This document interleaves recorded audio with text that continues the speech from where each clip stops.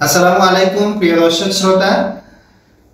আমি doctor Rezwan Hossain royal. আজকে আমরা কথা বলবো মিলিয়ারিয়া বা বহুল প্রচারিত ঘামাচি নিয়ে, যেটা গরমের সময় হয়। এর আগে আমি কথা বলেছি গরম নিয়ে, যে হিট ক্র্যাম্পিং, হিট সিনকপ, এক্সজশন এবং হিট স্ট্রোকে কি করবেন, কি করণীয় বা কিভাবে বুঝবেন হিট স্ট্রোকের দিকে যাচ্ছে কিনা। আজকে যেটা কথা বলবো, যে খুব বেশি যে সমস্যাটা হয়, আরো বেশি যে ইরিটেবল সমস্যাটা, যেটা আমাদের খুব কষ্টদায়ক সমস্যা হয় গরমের সময়, সেটা হচ্ছে ঘামাচি। তো এই ঘামাচিটাকে আমরা ইংলিশে বা মেডিকেলের টার্মে বলি মিলিয়ারিয়া, বা এর আরো অনেক নাম আছে, যেমন সোয়েট র্যাশ, হিট র্যাশ, এগুলো বলতে পারি আমরা। এটা আসলে কিভাবে হয়? আমাদের শরীরের মধ্যে অনেকগুলো ঘাম গ্রন্থি আছে। মেইনলি ঘাম গ্রন্থিটাকে আমরা দুই ভাগে ভাগ করি, একটা হচ্ছে অ্যাক্রাইন গ্ল্যান্ড আর একটা হচ্ছে অ্যাপোক্রাইন গ্ল্যান্ড। তো 90% এর মতোই হচ্ছে অ্যাক্রাইন গ্ল্যান্ড। এই গ্ল্যান্ডটার মধ্যে, এই যে ঘাম গ্রন্থিটার মধ্যে যে ওপেনিংটা আছে, যেটা দিয়ে ঘামটা চলে আসে, বাইরে বের হয়ে আসে স্কিনের মধ্যে, এই ওপেনিংটার মধ্যে যদি কখনো ব্লকেজ হয়, তখন কিন্তু এই যে টিনি ভেসিকুলার এই যে র্যাশগুলো দেখা দেয়। ভেসিকুলার র্যাশ, এই র্যাশগুলো কি ইরাইথিমেটাস, মানে একটু লালচে লালচে ফুসকুড়ি টাইপ। মাথায় অনেক সময় পানি থাকতে পারে বা অনেক সময় পাস থাকতে পারে।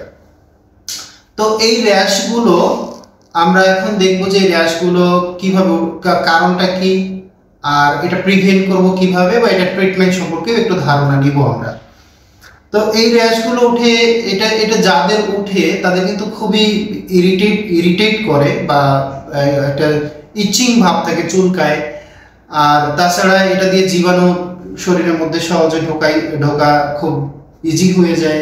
এতে করে যারা ইমিউনো কম্প্রোমাইজড পেশেন্ট, ডায়াবেটিসের পেশেন্ট থাকে, তাদের অনেক সময় ইনফেকশনও হয়ে যেতে পারে। এখন কি হয়, এটা কখন হয়? এটা হয় আসলে হট হিউমিড যে এনভায়রনমেন্ট, এই যে বর্তমানে যে এনভায়রনমেন্টটা চলতেছে, তখন বেশি হয়। আরেকটা কি, দেখবেন যে কালো কাপড় কিন্তু সূর্যের সবগুলো রশ্মি সে শুষে নেয়। তখন কি হয়, শরীরের মধ্যে তাপ বেড়ে যায়। তো গরমকালে কালো কাপড় না পরাই উচিত। এরপর কি হয়, যে টাইট ফিটিং পোশাক পরা, পানি বেশি পরিমাণে না খাওয়া, পানি কম খাওয়া, বিভিন্ন কারণ থাকতে পারে, বিভিন্ন কারণ আছে। তা আমাদের যেটা করতে হবে, প্রিভেন্ট করতে গেলে আমাদের কি করতে হবে, যে আমরা যেন ঢিলা ঢালা পোশাক পরতে পারি গরমের সময়, সুতি কাপড় পরতে পারি, বা শার্টের নিচে একটা সুতি স্যান্ডো গেঞ্জি পরলাম, যেটা কিনা ঘামটাকে শুষে নিল। বা ছায়াযুক্ত পরিবেশে থাকা উচিত, যেন ঘাম বেশি না হয়, ঘামের সমস্যাটা যেন না হয়। আরেকটা কি হয়, যে যাদের ফ্যামিলিয়াল হাইপার হাইড্রোসিস আছে, তাদের ক্ষেত্রে বেশি হতে পারে। তখন আমরা অবশ্যই একজন চিকিৎসকের পরামর্শ নিব। আরেকটা কি, যে আমরা একটা কুল বাথ নিতে পারি। যেমন ধরেন, আপনি বাসায় আসলেন, বাড়ি থেকে বাসায় আসলেন, ট্যাপের পানি গরম, তাহলে ডিপ ফ্রিজ থেকে কিছু বরফ পানিতে অ্যাড করে দিলেন, পানিটা একটু ঠান্ডা হয়ে গেল, আপনি খুব সুন্দরভাবে একটা গোসল করে নিলেন। তারপর আরেকটা কাজ কি করা যায়, যে হ্যাঁ, আপনি গামছাটা ঠান্ডা পানিতে ভিজায়, ফ্রিজ থেকে পানি বের করে গামছাটা ভিজায়, ওই খালি গায়ে গামছাটা সুন্দর করে গায়ে পেঁচায় কিছুক্ষণ রেখে দিতে পারেন, তাহলে একটা কোল্ড এনভায়রনমেন্ট তৈরি হবে শরীরের মধ্যে। আরেকটা কি করা যায়, এই যে গোসলের পরে আপনি আইস কুল পাউডার, সুন্দর করে গাটা মুছে আইস কুল পাউডারটা ইউজ করতে পারেন। এটা খুবই ভালো, একটু ঠান্ডা ঠান্ডা পরিবেশ দিবে, আরাম লাগবে। আর যদি আমরা চিকিৎসার ক্ষেত্রে বলি, যে যে ঘামাচিটা, এটা কিন্তু আমাদের খুব কষ্টদায়ক, খুবই চুলকায়, এবং শরীরের হয়তো এমন জায়গায় হয়েছে আপনার হাতে যাচ্ছে না, সেখানে চুলকানোর এত কষ্ট হয় অনেক সময়, আর এটা দেখতেও খারাপ লাগে।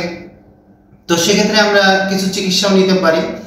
আরেকটা জিনিস আমি বলতে ভুলে গেছি, যে অয়েলি প্রোডাক্টগুলো, যেমন কসমেটিক্সের মধ্যে যেগুলো অয়েলি প্রোডাক্ট, বা সরাসরি অয়েলি হোক, বা তেল, সরিষার তেল কেউ মাখেন, কেউ অলিভ অয়েল মাখেন, কেউ আবার অয়েলি কসমেটিকগুলো মাখেন, এগুলো আপাতত গরমের সময় একটু সাইড করে রাখাই ভালো।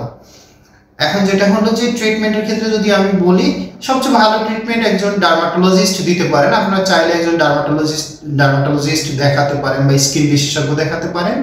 আর যদি হোম রেমেডি হিসেবে আপনি চান, তাহলে যেমন বললাম, যে আইস কুল পাউডার, তারপরে চুলকানি কমানোর জন্য আপনি একটা অ্যান্টিহিস্টামিন, যেমন ডেসলোরাটিডিন, রুপাটিডিন, এগুলো রাতে একবেলা করে 5 দিন 7 দিন 10 দিন খেতে পারবেন, তাহলে চুলকানিটা কমে যাবে। এছাড়া যেটা করা যায় যে মাইল্ড স্টেরয়েড ক্রিম আছে একগুলা, সেগুলো ইউজ করা যেতে পারে। বা ক্যালামিন নামে একটা লোশন আছে, এই লোশনটা ইউজ করলে অনেকটা আরাম হয়, একটা সুথিং ইফেক্ট দেয়। তো গরমকালে আমাদের যেটা করা উচিত যে টাইট ফিটিং কাপড়টা না পরাই ভালো, ছায়াযুক্ত পরিবেশে থাকা উচিত।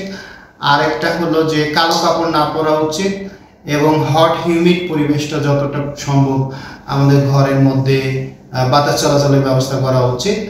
এখন যেটা হলো যে এই মিলিয়ারিয়া বা এই র্যাশটা যদি অনেক বেশি হয়, আর পেশেন্ট যদি ইমিউনো কম্প্রোমাইজড হয়, তার যদি ডায়াবেটিস থাকে, হাইপারটেনশন থাকে, ব্রঙ্কিয়াল অ্যাজমা থাকে, হাঁপানি থাকে, তাহলে অবশ্যই আমরা চিকিৎসকের শরণাপন্ন হব।